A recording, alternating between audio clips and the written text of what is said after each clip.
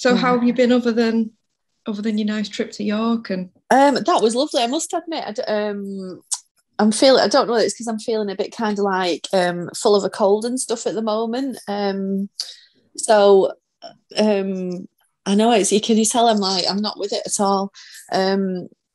It's been a bit of a roller coaster. It's been highs and lows, and funny enough, that's not why I booked the call with you. I was just wanting to do some kind of deeper talking and stuff. So when I booked the call with you, everything was like chugging along fine. And then these last like 2 or 3 days, it's been a real roller coaster. I've been feeling a bit under the weather. I've had a lot of headaches. So I found that kind of mentally I've not been, how would you say it? I've not been as good. So I found with that, I think because kind of like the logical part of me, I don't know where it went, but the ego was full on took the driving seat for a couple of days, even to the point where I was like, oh my word, what is going on? I don't know whether it was fighting back, and because I'm still having a lot of headaches, I felt like the part of me that would usually say, oh yeah, that's ego, that's definitely ego, wasn't there. It wasn't kicking in. It was like it had left the building. And it's I was almost like it's almost like you can't see the wood for the trees. Yeah, and I got completely caught up in it, and I thought, I know everything's not always going to be roses every day. There is going to be rough days, and I think when I feel under the weather, I find that the ego will kick in. But I got completely taken in, and it was I think not last night, the night before, and I was sat there and it was going on, and it's thrown absolutely everything at me. All my darkest fears, worries, bad memories, you name it. It was throwing everything at me. Just even to the point where I'm like, it was even pulling things up from years ago that I'd forgotten about. And I was sat there and I was like, I can't believe it's taken me this long to realise this is all ego. But for the last, I'd say at least couple of days, I'd been consumed in it and completely in this whirlwind of it and believing everything it was telling me. Yeah. And it was like the part of me that would usually say, oh, that's ego, and recognise it was ego, was nowhere to be found. And I don't know whether it was the headaches. I couldn't quite think straight. So that's been quite a roller coaster. But even though that has died down and it's not throwing absolutely everything at me anymore, I feel like I'm looking over my shoulder a bit at the moment, thinking, oh God, it could just do it again. Up? Yeah. So I feel as if at the moment, funnily enough, I'm in a little bit of a fear of the ego. Yeah, because of how consuming it was for a couple of days. So that's been a bit unexpected, but I know things do come up, and I'm thinking, just witness it, just watch it, just witness it. It's an invitation, but it's been really quite scary at the same time. Yeah, that it just completely took over and threw absolutely everything at me that was like my worst nightmare. Yeah. So that's been going on. What did you like? What did you do?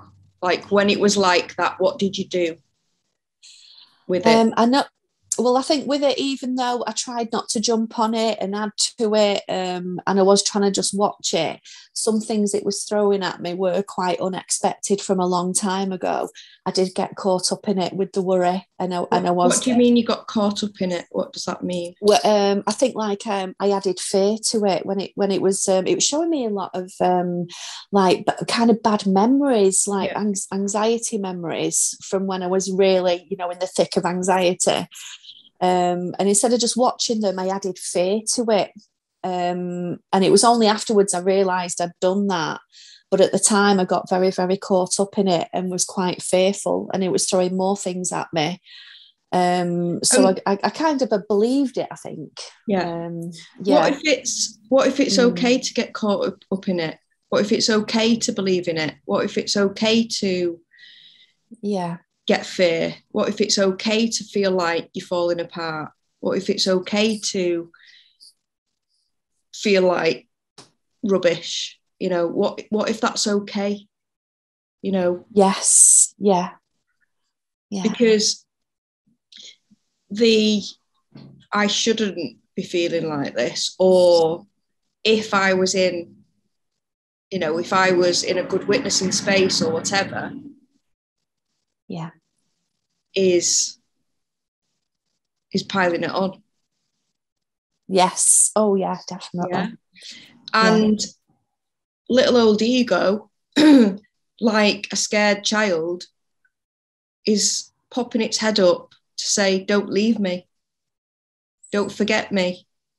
So, like a scared child, you know, we wouldn't say, well, you're wrong for popping up and getting scared, or, do you know what I mean? Yeah. Yeah, that's like true. This little kid is, you know, I'll use the thing of a little child, comes to you that is completely frightened and in a confused state.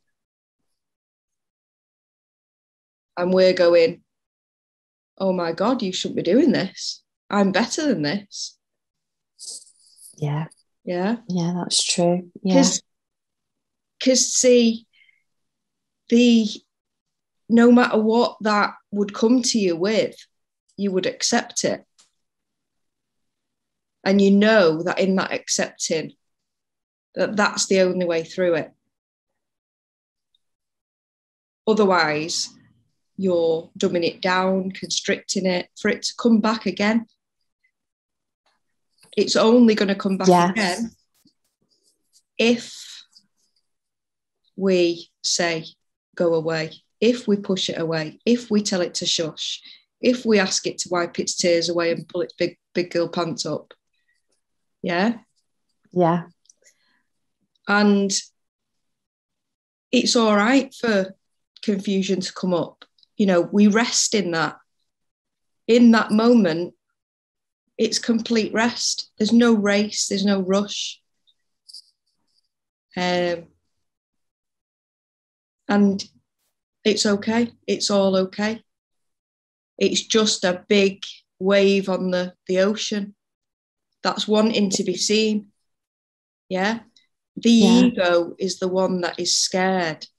And in that, eventually, and you might have already seen it, there's a complete compassion for what you've pushed away as a child or as a teen or whenever it was. Yeah. And told, you know, I was wrong about this. And, you know, because at the time when you did those things, anybody that does anything bad, I mean, unless they're completely conscious of what they're doing it to save themselves. They're doing it because it's the only thing they know what to do. Such as somebody who drinks every day. Yeah. Somebody who drinks every day will get guilt coming up when they're coming off the drink, when they're detoxing, when the drink's wearing off.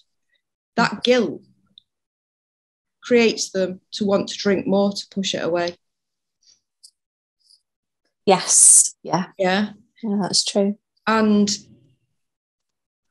actually, this is just an example, I'm not saying you're a drinker, but somebody who only of water. Yeah. Somebody who drinks, which is an addiction, like any addiction that we've got, because we've all got them in one way, shape, or form.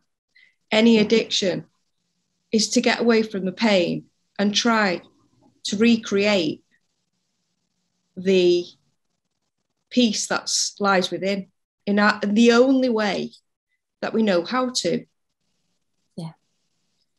So a drinker will give themselves a hard time and perpetuate that by drinking more,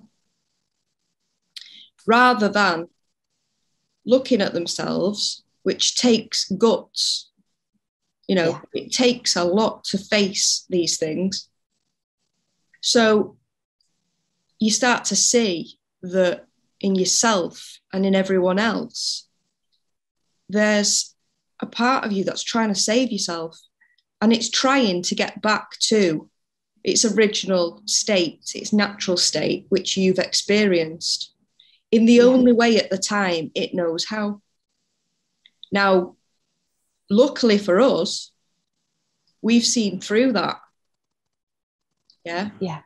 And we know that doesn't work. Eventually that's got to be dropped. So when your confusion's coming up, there's pain that's wanting to be seen, that has been pushed away, run away from. Yeah. And that can look like an absolute mess. It's not going to come up all roses. It's not going to come up. I mean, it might do sometimes come up in small little areas, but a lot of the time it's going to come up and it looks like an absolute mess, and it feels like a mess, and it feels like there's no way out of it. So the only way out of it is to embrace it, which sometimes it's scary and it's hard and it's difficult and it's painful.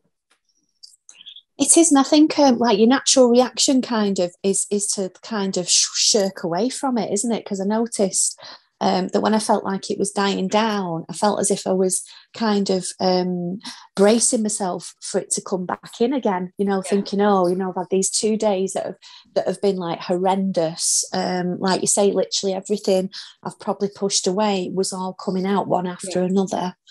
And I think it was a little bit unexpected as well. And for it to be so strong and last for such a long time, that even when I felt things were starting to settle and it was dying down, I noticed that I was tensing up and thinking, oh gosh, please don't do this to me again, which is kind of a way of fighting it, isn't it? Like you say, it's not accepting it. Even that is to be accepted. Even that, because it's a conditioned response, I mean, I don't know your past, but in a vast majority of families, when a child goes to a parent like that, the parent's fear makes them say, shush, wipe your eyes, here's a sweetie, blah, blah, blah. Yeah. So when that's coming up, you've got to recognize a couple of things. One of them is the trusting part, which I always bang on about. Yeah. So I can't see the woods for the trees. It looks a mess, but I'm going to trust, right? And if it feels completely overwhelming, it's okay to take a step back. If this is like the emotion is just crashing around you, and it's all right to have a bit of self-preservation. There's no, we're not going to beat ourselves up for not allowing ourselves to completely fall apart. If you want to take a step back, you've got kids in the house and blah, blah, blah. You want to go and take a nice bath, a shower, or just have a sleep or whatever. It's all right to have self-preservation for this body, which is why we use the meditations, because in the meditation, you've got that safe space to allow this to come up in a nice, safe environment where you're in your own home or whatever, so that when you're out and about, you've got not only got the skills, but you've allowed that emotion to come up in a safe space, so that when you're doing your things outside the home, it doesn't feel like it needs to come up in that moment so often. Yes. So and also what you've got to remember is there's only a peak that it can take you to. The fear, the underlying, the main fear that's underlying it all is, I'm going to die. So there is a part of it where you have to get to the point of, okay, I'm going to die, because there's a trusting that you're not. These are difficult emotions. That literally sometimes feel like, even if you're not consciously thinking this, what if I die? And we know that witnessing presence is always there, even if we can't feel it, sense it, touch it, taste it, whatever. It's there. We know it is, because we wouldn't be here if it wasn't. So what you've got to remember in them moments is, as well, even if there is a part of you that can step back because it's just too much. Yeah. Yeah. Even if you did let it go to the complete depths of whatever, there's only a peak that it can get to before it starts coming down. Yes. Yeah. That's true. Yeah. Yeah. But it doesn't mean to fight tooth and nail to allow these emotions to come up if they're too much. Yeah. Yeah. If you have taken a step back, if you have constricted a bit, if you have held on to yourself because you don't want to feel it, it's all right. You know, it's going to come up elsewhere. So it's all right to take a step back. Sometimes you might have a practice of allowing these emotions and thoughts to, you know, to do their thing, whether that be just sitting in a quiet space or doing your meditations. Yeah. And afterwards, you feel like, I still feel the same. I still feel crappy. There's still some emotion to come to the surface. It still wants to be seen. We're not looking to get rid of it because, again, like a child, it would be like saying, okay, let's give you a cuddle. And then the child says, well, after that cuddle, I still feel rubbish. Oh, I can't do much more for you now. Yeah. You need to be feeling better now. I've done all I can. Yeah. So, let the emotions. This is why it's imperative to sit with the emotions in a safe space, you know, into your own, to feel them, and to also in that recognize that in that safe space, when you're allowing this to come up and this mess to be here, that it's not gonna get to the point where it's just too much. Yes. Then when you are in a space where you're out in public or whatever, and this comes up, you trust in the fact that actually it's going to do its thing and eventually clear out. Yes. And it may come up again. It may come up again. It may come up again. Yeah. Yes. Yeah. And I think as well, I think what I realised as well is that one of the reasons that I felt it did kind of come up is because usually like at work and stuff, I'm just so busy, like kind of mentally busy. My mind's quite occupied. And then I find in the 6 weeks holidays, things like this will come up. Maybe not always to this extent, but they will come up because I think even though, I mean, we were very busy in York, but then when we came home, I find that even when I'm doing things like cleaning or things around the house, it doesn't keep me mentally busy. So I do find that my mind in the holidays, especially in the summer holidays, because it's such a like 6 weeks, my mind will start running amok a bit, you know, because it, I suppose, like you say, it wants to be heard or it wants you to witness these things. But usually my mind is quite occupied, like little bits will come in. But with this, a couple of days that it was doing this, I'd felt quite calm and I'd been quite relaxed. I'd been doing the meditation. I'd been doing things around the house, but pottering around and thinking, oh yeah, I'm feeling quite relaxed and calm. And that's when it all started coming in. Because I thought, really, it can't. When else is it going to do it? You know. Yeah. Well, so what's happening is you're just becoming conscious of it.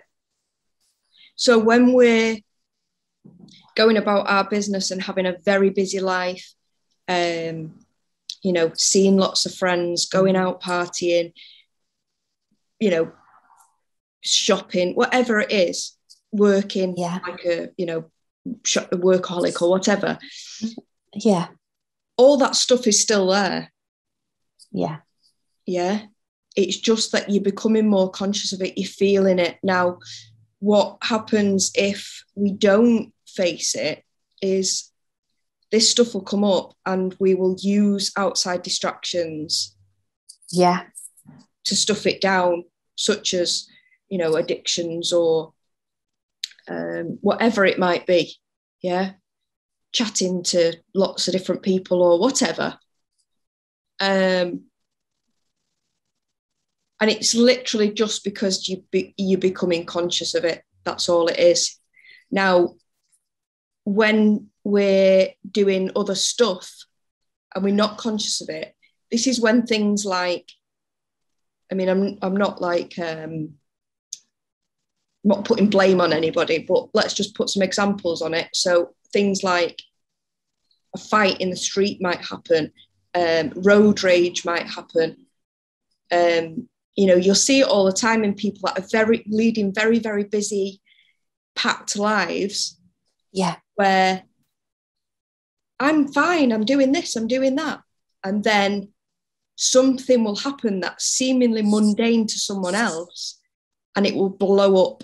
They'll have a big blowout, like like I said, road rage or a fight or something like that. Yeah.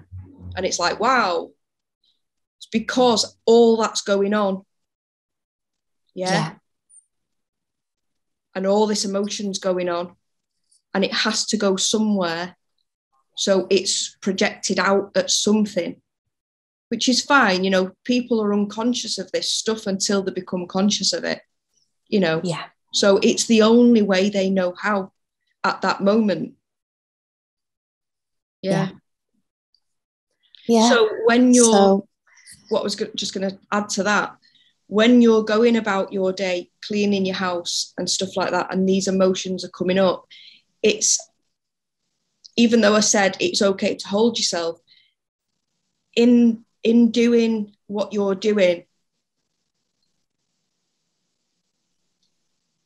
carry on with your witnessing while you're cleaning's a really good one, because it's not taking too much intelligence, so you can be in the moment while you're cleaning, and keep bringing yourself back to, people will, busy-minded people will go and clean something there, then take something upstairs, and then start the kids' room, and da-da-da-da-da. You can use the cleaning as a practice. I'm cleaning this table and I've got these emotions coming up, and actually tears want to come at the moment. That's all right. Carry on. I mean, if you become unstable with it, you can have a sit down. It's all okay. Yeah. So you can use, stay with this one task. Let's stay with this one task. Whatever comes up for me, I can use that in a meditative state. Yeah. Yeah. And if tears are coming, that's all right, because, each time this comes up, you are clearing something, you are seeing something that you've kept held inside, that's wanting to be seen for so long, and you can sort of, sometimes it's not something that you want to force, but by witnessing that, you can have like kind of an inside smile while it's happening. That makes sense. Like an inside knowing of what's happening, this emotion, this sadness, this fear.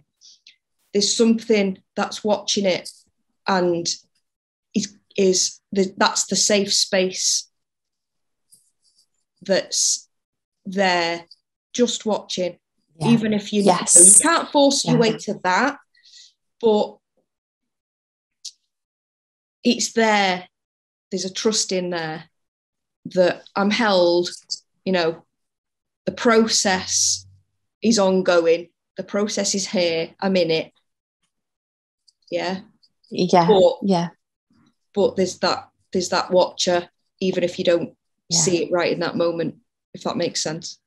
Yeah, it really does. And as well, what I've realised is that usually in the summer holidays, if I'm off for like a week or 2 weeks, it's not too bad. But I'll even think at the beginning of the summer holidays, oh gosh, 6 weeks, right? Okay, how am I going to get through this? What am I going to do? I've not really had that attitude this time. I felt a lot more relaxed about it. But maybe that's why as well, because usually I would keep myself so busy. I'd never really be in the house. I'd do anything I could to avoid being in the house for long. If I was, I'd be constantly phoning somebody up, because it was like, I've got to be busy. I've got to be occupied, because if I'm not, all this stuff's going to come in, or the anxiety is going to come in. And this time I've not done that. I mean, we had a few days in York, but that was for his birthday. So it wasn't like an excuse to run away from everything. And I really enjoyed it. And I noticed when I came home, I felt quite relaxed, and I was like, oh yeah, I'm quite relaxed to be home. For the first couple of days, I was fine, pottering around, quite relaxed, and then it started coming in. So I wonder whether I've not really realised how much I have actually ran away from it for the last few years. And when I've kind of like stopped running away, like you say, things that I've buried, not really faced and not really dealt with, are all starting to come out, and I'm more conscious of it. Yeah. Yeah, so, definitely. Yeah. And like we said, I think it was the last call we had, there's a compassion here for the fact that, you know, although this is a lifelong journey, consciously, this is quite early stages of you allowing this. So, you know, this is probably the first 6 weeks holidays that you've been a different person. Yes, yeah, so, very much. Like we said last time, next 6 weeks holidays, they might be even more, you know, consciousness, calm. You know, I'm not putting a guarantee on that, but you know what I mean? Yeah. And so, you know, give yourself a break for the fact that, you know, give yourself a pat on the back for the fact that how different is this 6 weeks holidays to the ones that you've had before, where it's been utter, oh my God. Yeah. It's been 6 months, like 6 months before. The 6 weeks holidays are coming in 6 months. Yeah. Oh, yeah, I'd count down. Yeah, definitely. It's very count down common. Sometimes 12 months. You'll see it. I mean, you've probably already noticed, but you'll see it everywhere. Mums, more so, I'd imagine, and I'm sure there's dads that do it too, that are cram packing stuff in because they've got newborn babies at home. They've got toddlers who are having meltdowns because they're bored and they're high on sugar. And this is it. Yeah. Here's your kid. Yeah. Okay. I'll be back soon. See? How on point was that? Right? I know. And then you've got teenagers coming in while you're on a call. That was perfect. It was. That was spot on, that. Yeah, exactly. The other one will come in a minute. Yeah. Oh dear. We'll come in and say the bathroom's flooded in a minute. No. Yeah, this is it. It's just one of them, isn't it, really? Yeah. So you'll see it everywhere where mums are desperately trying to meet up with their friends or other kids or stuff like that. And it, you know, it's understandable. It's understandable because, you know, a lot of us, a majority of the population, haven't got a grips of our own inner child, our own, you know, undealt emotion, undealt past stuff, to the point where we run away from it. And the 6 weeks holidays is a massive invitation to look at that. Are things just flown right over your head then? Oh, did it? Yeah, like a light. That was mad. I'll have to show you back on the video. Oh yeah. So sometimes the 6 weeks holidays are like a massive invitation. You know, people say, why on earth do we, I mean, apart from you teachers, but like, why on earth do we get 6 weeks off? Why on earth do our kids? What a big invitation that is for us to face. Yes. And be in the mess of it all. Yeah.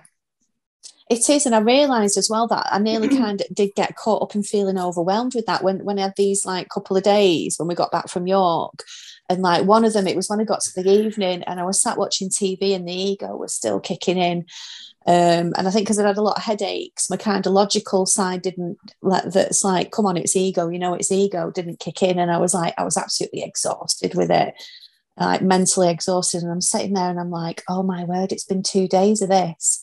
how am I going to go on with 5.5 more weeks of it? And I started getting worked up over that because that amount of time felt very overwhelming. And that started overwhelming me more than the kind of ego was doing at the time, because I was like, that is just a massive void of space. Like, how am I going to get through that? And then afterwards, I was like thinking, well, hang on, all you've got is now. Stop worrying about the future and just try to bring myself back to now. Bring yourself into this time and think, well, hang on, 5.5 weeks is just like doing 5.5 weeks at work. Work can be very stressful, but you don't get overwhelmed at that and think, oh, I've got another 6 weeks till I'm off. So I tried to put it and think and kind of ground myself and bring myself back to now and think, if I worry about this, I'm gonna like spiral even more and get really bad anxiety. So I did manage to pull that back in and rein it back in. But I was like, goodness me, I think I'd done anything before to try and avoid that 6 weeks of actually not being busy and not being constantly. There's a massive pat on the back for you recognising that, a massive pat on the back for the change in you and how natural that's becoming. Yeah. And in that, which this is why Rest in the Mess is amazing. Oh, yes, I've been listening to that. Yeah. Yes, that's really helped. The more that you listen to Rest in the Mess, I've been asked to record a longer one, which I will do. But the more that you listen to Rest in the Mess, the more that will kick in naturally when you're in a mess.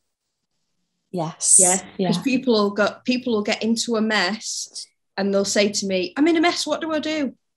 Well, you can go to Rest in the Mess, or use Rest in the Mess when you're all right. When the mess comes up, it will untangle smoother. You'll know what to do in that moment. Yeah. More so. Yeah. This is why practice when you're feeling good or okay or calm is really beneficial, because you're going to take it in. Yeah. When you're in a good space or a calm space, you take it in.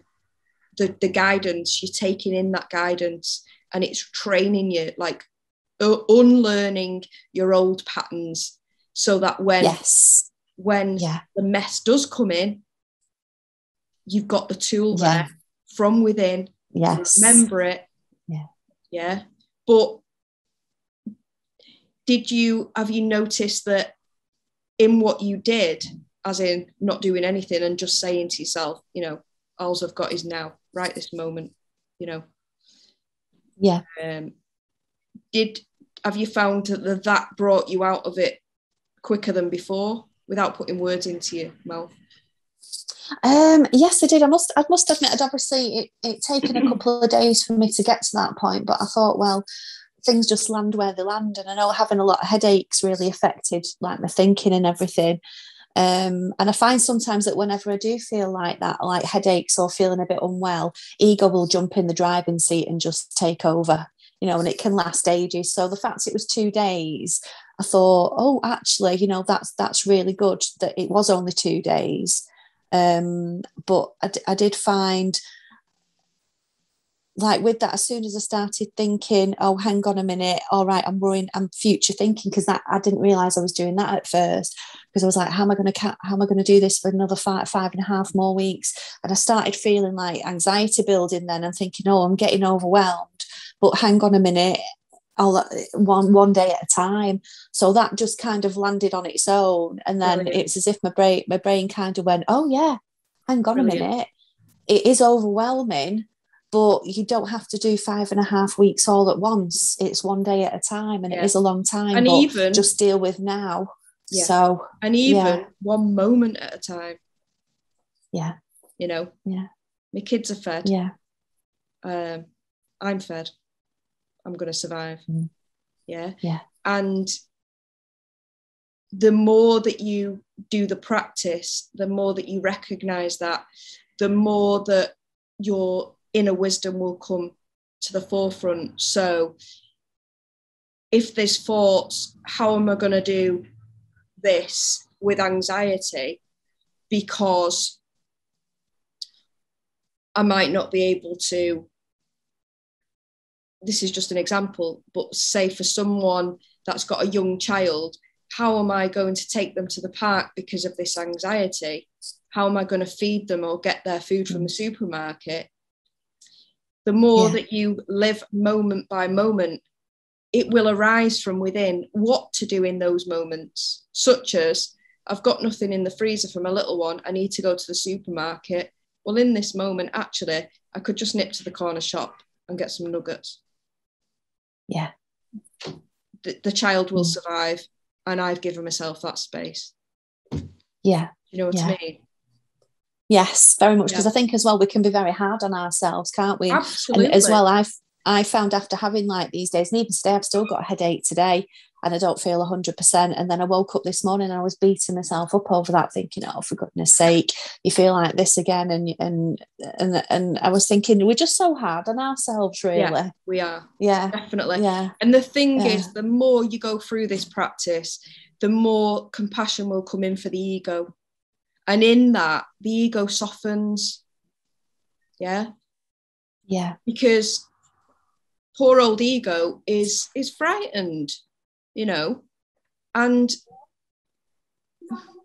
it's been given a bad rap, that it's wrong, it's bad. Ego can make us feel rubbish, but ego wants to be seen, you know, and eventually there comes a great love for it that it didn't realize in the past, that it was doing what it could as a child to get through. You know, other people around me were doing the same. Yeah. So and I suppose as well, it's only, sorry. I was just going to say, so a compassion comes in all around for not just your ego, not just your body mind, but for everyone that was involved and is still involved. Yeah, very much.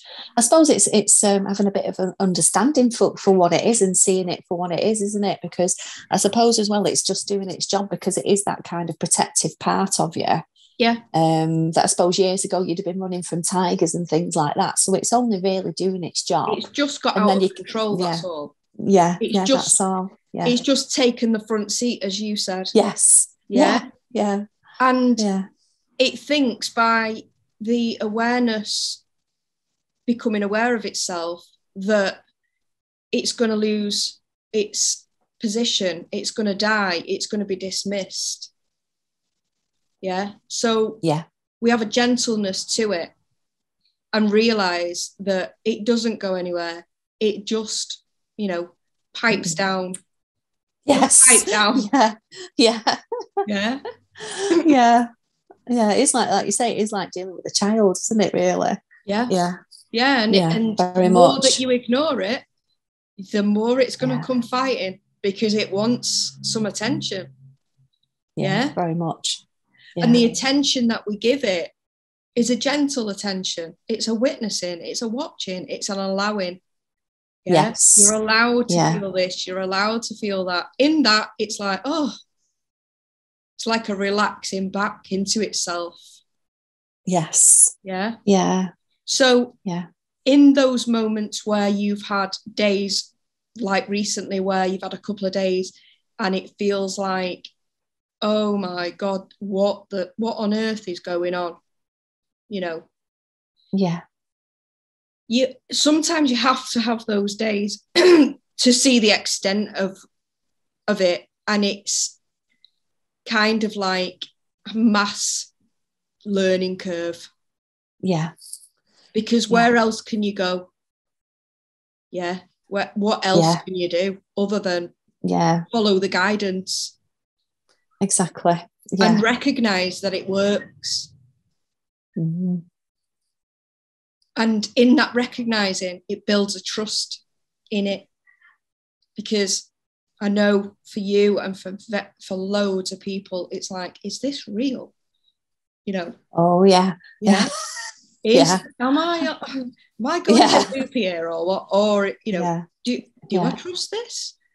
Do I not? But everything is here to help you. Even those really horrible days where you feel like, I'm stuck in this for life now.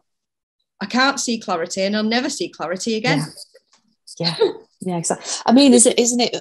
I mean, the thing is as well, because of how much of I feel like I've come on and the conversations we've had, it's as if I never quite expected to be back there.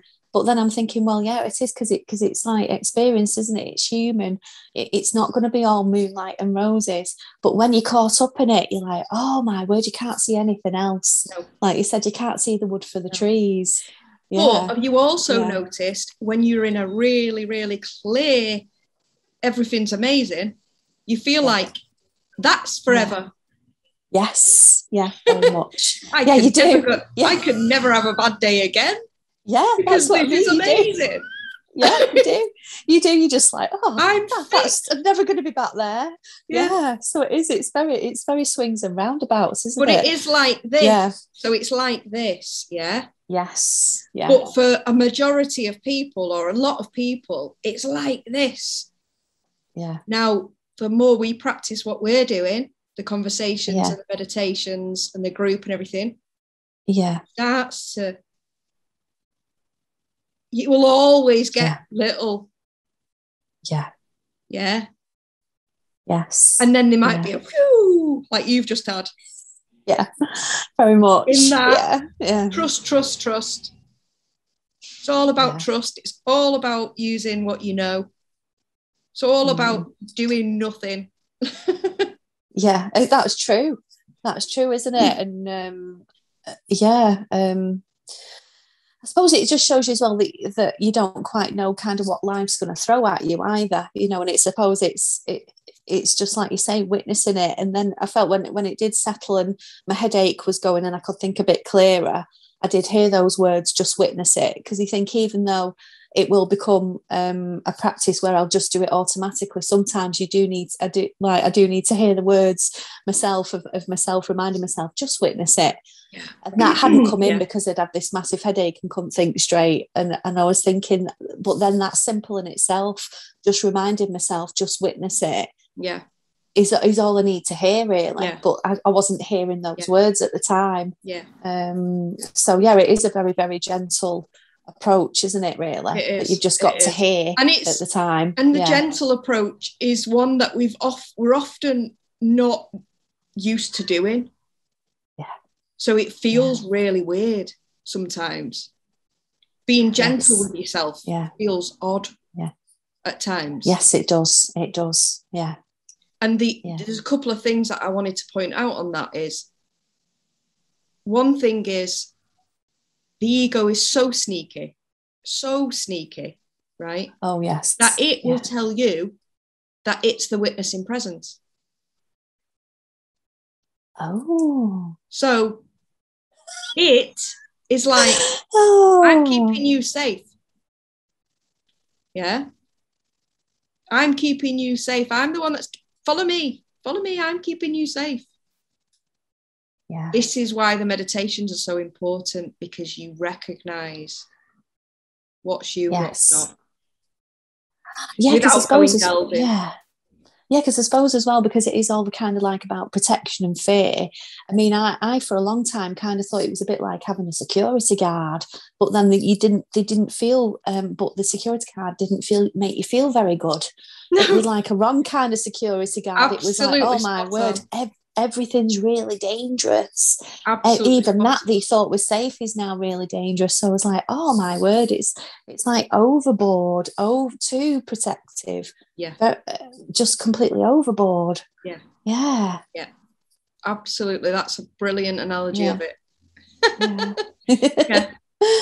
Philip says it's like a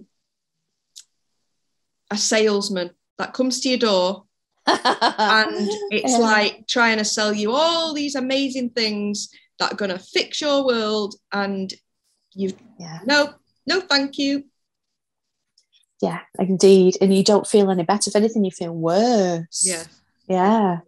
I've started writing a post last night and I'm going to finish it today that I'll tag you in, because it's relevant to what we've just been saying.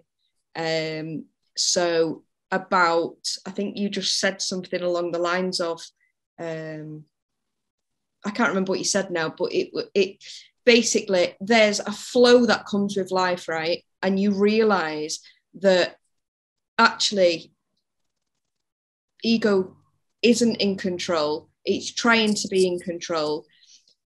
But even in the trying, it can't be, because there's something else going on that is taking you down this flow path in life. Yeah. Yeah. So whatever ego throws at you, as in you need to do this, you need to do that, your witnessing presence, the infinite that you are, is always going to steer you back on track. Yes. Yeah. Yeah. Yeah. Because I think we spoke about this before, when the answers, if you search for them, they don't happen. The answers, I mean, some things that come up and you're like, oh boy, yeah, that makes a lot of sense. I wasn't even thinking about that. They just land on their own. Because who's the one that's searching? The ego, isn't it? Yeah, very much. Yeah. I'll find the answer to this for you. Me. Yeah. Yeah, so, that's so true. There's a little bit of when the confusion came in for me, which I recognize, I remember it, there was a little bit of I can't think of the word. It sounds a bit sadistic, but it's almost like, this is good. Do you know what I mean? This is good. Yeah, come on, bring it on. And it, I could feel the fear, I could feel the confusion, and the ego saying to me, you're not getting out of this one. You're stuck now. You're stuck in this, for years. The confusion's not going to go anywhere. Do you recognize that? Yes. Yeah. Yeah. And there was a little bit of me like, all right, I'm stuck in it then. Oh. But who's the one that can get in the car and turn the key and drive the car? Because if I was that confused, I wouldn't be able to do that. Oh yeah, that's true. Yeah, that's a good point. Yeah. Yeah. Who's the one that can go and put the tea on and put the hot pans on and make a cup of tea and all that? Yeah. How am I able to do that then if I'm in this confused state? Yeah. And like you say, it does try literally every trick in the book, because I feel like it's even things from years ago, and I was like, whoa. Yeah. And I think that was when I was like, oh my word, there's there's like no depths to how far it will sink. Yeah. You know what I mean? It's just like, whoa, it will literally throw anything and everything at you. It will. But also remember that it's not the enemy, because those things, you know what I mean? It's the paradox, isn't it? Because you think, oh, the ego is not very nice. It's throwing me this shame up from when I was 15 or whatever. And actually, it's needing to come up. So there's never anything that's here that is to hurt you, punish you. No. Yeah. It can very much seem like that at the time. Yeah, it can do. Yeah. We do need to be gentle when that happens, because in that moment, it feels so bloody real. Yeah, it does. It feels awful, absolutely awful. And it's okay to take care of ourselves, take it moment by moment, like you've just said. Feel like, oh my God, I'm never going to get out of this. I feel awful. I need to cry. I need to, punch a pillow or whatever. It's all right to do those things. It's all right. Because it does feel horrible at times. Yeah. It really does. Yeah. And it was interesting how you said before about when it's the opposite, and you're kind of in your true self and you're very calm and you're in the peaceful, you don't think you're ever going to go back there, do you? You feel like, oh, I'm not going to fall for that again. Oh, I'm never going to go back there. And then it'll just sneak in. And then you're back there. Yeah. And they come up, the inner and the outer situations come up as a gift, even if they look like they're wrapped in crap. Yeah, that's a good one, even though they look like they're wrapped in crap. Yeah. Definitely. And this is why the practice, the meditation practice, checking into the group is all so beneficial, because it's that practice that helps you through those real sticky, horrible moments. And the more you do it, I don't mean the more you do it as in today I've got to do so much meditation, but the more that you can dedicate, bring it as part of your life. It's such an amazing thing to give to yourself. Yeah, very much. Because those things are going to come up regardless. Whatever you do, they're going to come up. So let's give ourselves the tools, the gift of how to deal with it in that time. Very much. And I think, like you say, the meditation as well is a very much of a reminder about witnessing, isn't it? It really brings you into that zone of being the witness. And I suppose as well, it's creating that so it becomes more natural as well. So it really helps. So that's what you've just said. That's absolutely paramount, because yes, there's a practice that we do, as in the meditation practice, but meditation is showing you your true state. Yeah. So it looks like a practice until you recognize that you are the meditation itself.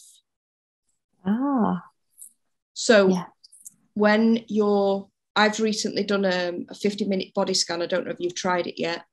Oh yes, yeah, it's really good. Yeah, I do my own meditations because, one, I don't know why, but I like my own meditations, and two, so that I can, anything that comes up while I'm doing it that might need altering next time or whatever, it knocks me out every time. I was amazed you could stay awake, because I was like, how do you stay awake that to say the words? Yeah, even at the end I was like, ooh, I was a bit spacey. But so if you think about it, and this is something that will be recognized by yourself, so you're going about your day and something will present itself in front of you that's annoying. An emotion will come up that's sad, right?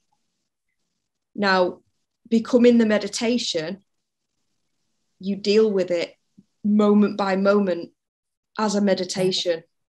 The reason that we practice the meditations is because eventually it just flows into your life. So we sit down in practice so that spills over into our waking days. And this is why the rest in the mess is there, because there is messy moments.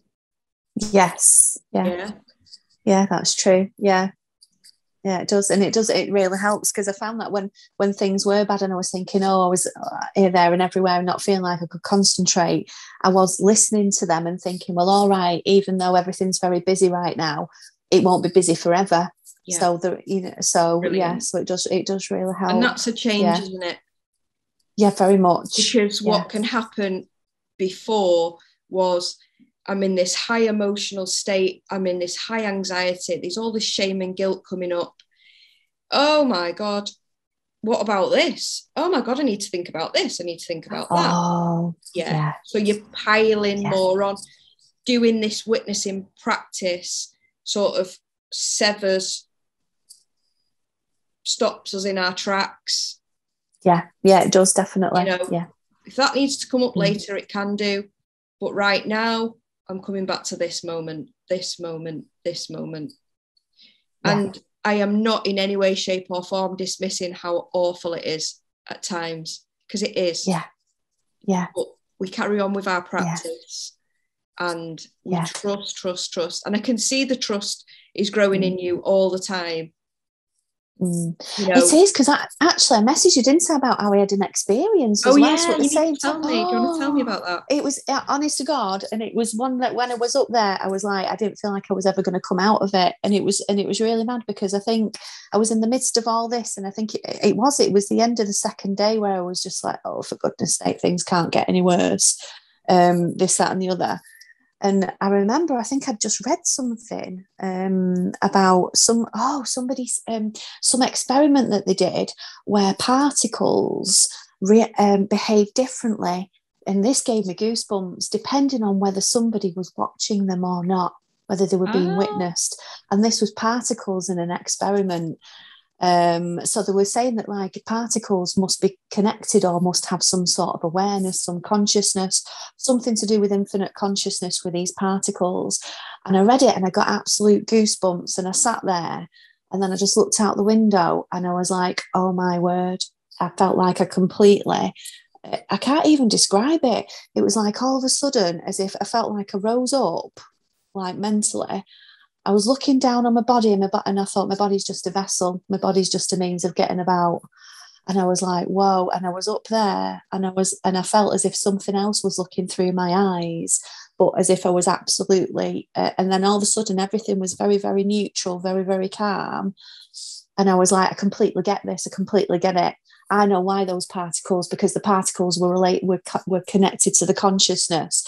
So, and I was like, and then that just shows you that they needed to be witnessed. That's why they changed. And it was like, oh my word. And I felt like I was never ever going to come out of that. I was just there. And I was like, I completely get this. And it was really weird because I felt as if I went out into space and everything. Yeah. It was really, really weird. And I felt like I could see how everything, the whole universe, everything was connected. And then afterwards, I was just sat there like this for ages that night, just like, wow, my mind was just completely blown. But it was just that I went to the point of just reading something, thinking about it, looking out the window, and it was there. And I was just like, whoa. Amazing. So yeah, so I had that as well in the midst of all this, right? And then I remember all the next, So let's look at that for a minute. Remember last week we said about you seeing both sides of the coin. Yeah. Right. So you had this human experience, this ego that's freaking out. Then you had the true self experience, seeing the truth of who we are, what the world's about. Yeah. So that's your invitation to trust that one. Yes. Yeah. And also when it feels like you've come out of that, because it's only the experience of feeling like it, it's just yeah. When you come out of it,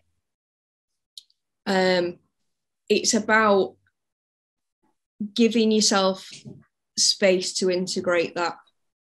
Because what happens is, a lot of time when people have these spiritual experiences, they'll try and chase them. I see it all the time. People, and it's understandable. People try and chase it. They'll research it. Right? When you have that, just allow it to integrate. Allow yourself to, some space. No researching needed, unless you feel like you really need to, but no research needed, no analysing needed, because there was no analysing when you experienced it, was there? It was just a knowing. No, it was just as if I was just there. Yeah. Brilliant. Yeah. That's amazing. But I remember afterwards, because at the time I was like, oh my word, this is you feel like it's never going to end. You're like, this is it now. But I remember you saying that you can't stay there all the time, because otherwise you'd have passed over, wouldn't you? You're in a human body. And I remembered that afterwards, when I felt as if it disappeared, I was like, it's not disappeared.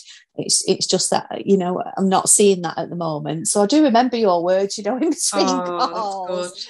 So I was like, good, because afterwards I was like, wow, okay, that was amazing.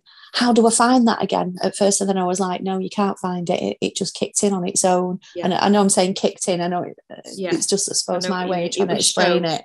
Yeah, exactly. And I was like, but you can't be there all the time. So let's talk a little bit about that then, right? So we can only hazard a guess that on death, when people have said they experienced the light, oh my gosh, it's beautiful, I've had a near-death experience, I didn't want to come back, blah blah blah, right? Yeah. We can only hazard a guess that this is what happens to us on death. Yeah. Now, on death, many people get regret because they experience this. Why did I act in a certain way? Why was I so hard on myself? Why didn't I spend more time in the moment? Why didn't I appreciate the people that were around me? Why wasn't I kinder? Blah, blah, blah, blah, blah. The list goes on. You've heard it before. Yeah. Now, in self-realization, we talk about it being dying before you die. Right? Oh, okay. So you realize all those things while you're still living this human life. Oh, that's interesting. Yeah. So that means that, there might be an uncovering process and, stuff to let go of. But we're now living with that knowing that actually all those things that we're cruel about, worry about, stress about, I need to be a certain size, my kids need to be like this, I want my children to go to the top university. Not that there's anything wrong in that, but the stressing about it is. Because it's not nice feeling, is it? Do you know what I mean? No. All those things that on the deathbed, we think, actually, I should have just loved. I should have just been love and loved. Yeah? Yeah. We can see that while we're still here and live that and be that. Yeah. Yeah? Yeah. And a majority of the population, well, a big part of it, I mean, massively people are opening up to this. Don't see that until death. So it's such a gift. It is the biggest gift you could ever get in this life, to recognize that. Yeah. And it's not about chasing that experience. It's about realizing that that's the possibility while you're still living this life. You can have that peace and love inside and outside and live that and be that while still having the gift of being a human being. Ah, yeah. Yeah, that's really interesting, that. Yeah. So, yes, there's a lot of chasing of those things because we want to get away from this human life. But it's the integration of both that we're looking for. Yeah. We can live this human life while having the experience of such peace and love within. Endless peace and love, as the name of the group is called. Yeah, that is true. Yeah. And that's it. That's the gift. That's, people on the spiritual path will think this is it, that's it. I believe in this, I believe in that, I have reached this state. And the simplicity of what actually this is the fact that what you're looking for is the naturalness of who you are, which is peace and love. Yeah. While going about your day and having a human experience. And in that, it becomes more childlike, it becomes lighter, it becomes fearless like a child. Yeah. But the process, which is what my group's about, is to help during them sticky moments, because they are going to come up. Oh, yeah, definitely. Yeah. As you know yourself. Yeah. Yes. And like you say, that when you are in the kind of the peace and love, or I always say it's like being home, you don't think you don't think you're going to go back there again, but obviously it's life. Things are going to come up, aren't they? Yeah. So, and I suppose it's good to know that when they do come up, you're not going to get sucked into them and caught up in them as much as you were before. Yeah. And bit by bit, you're going to notice it sooner, or you're going to be more aware. So that's really good. Yeah. Yeah. And if you don't notice it sooner, if it does last longer, it's all right. It's okay. That's true. Yeah. Brilliant. Yeah. Yeah. Amazing. Beautiful. Oh. It's so good. You're doing so well.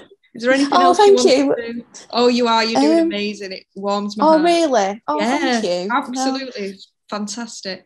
Is there anything else that's coming up, or? I think that was the bulk of it, really, to be honest. And funny enough that when I did book the session with you, this hadn't come up. I hadn't had those days with the ego. That hadn't come up until afterwards, and I was like, oh boy. But then I thought maybe it's good timing that it did, because I thought, right, I know what I'm going to mention now in the call. So there's always something to mention, isn't there? There is, isn't there, really? Yeah, there is. But I was like, at least I can mention this at the moment, because this is obviously a big thing. But also just shows you that even though you think, oh yeah, I'm not going to go back there again, things will crop up, and you can't just think this is it, I'm cured now. Well, life's amazing, and it's going to be like 100% amazing every day, because otherwise it won't be a human experience, would it? It just That's it. But we can make it a lot smoother. By using the tools, by using the practice. Like I sent you on the end of last session afterwards, I sent you a long message, didn't I, about going forward, what meditations to use and everything. I think we stick with that. Yes. Stick with that again. You know, obviously if anything comes up in your meditations, or, you know, any sticky moments, you know that you can message me. Oh, great, thank you. Yeah, but I think we stick with what we agreed last time, and you've got this lovely next few weeks to, you know, to use the practice. Yes, So if anything, it is that is giving me the opportunity to do that as well. It. Yeah, so that's good. Brilliant, perfect timing. Yeah. So you know, there are going to be sticky moments. I mean, I often get people who go away from a call or a retreat or anything like that and have a really awful day afterwards, and it's literally because they've heard so much in the session, and then egos had a big freak out. So which I suppose is natural, isn't it? It is. It's like it's gonna, I suppose it's being exposed, isn't it, or it's being seen, and I suppose it's quite vulnerable, really, then, and it'll throw that. But it's got even like the last couple of days, I was like, wow, all right, then you're even pulling that one out now, flipping heck, I'd forgotten about that. You know, so it will try, like, even though it's like you say, it's not anything bad, it's quite sneaky. At the same time, say like, please, you keep noticing me, because look at this now, look at this, you can't ignore this. And I'm like, no, I can't ignore that, can I? That's it. And, you know, eventually what comes is when you do come through to more clarity, you see that actually you did learn a lot in those, you know, in those dark moments. Definitely. Very, very much. Oh. So is there anything else before we go, or? No, I think that's good, really. Brilliant. That was really, really good. So I'm here in the week, the group's here. I've sent you your things going forward, and then if you want another and I will carry on with that. Oh, brilliant, thank you. No problem. And if you go to York, enjoy York if you go. I'm definitely going to go to York. You know what, I'm going to message you and I'm going to say, I'm going to York, where did you go again? No, honestly, I'll give you a list. Brilliant. It's amazing. I'm going to definitely look at that today, actually. Oh, I'm excited. It's really good. I want to go back. I was even saying to Adam, I'm like, when can we go back? It's gorgeous, it's just so absolutely enjoyed it so much. It's amazing. Well, it'd be really good if you go. I will do. I'll take some videos. Right, well, I'm here. You know where I am. Thank you. Thank you so much. That was a really good call. Thank you. Have a good day. Bye. Bye. Bye.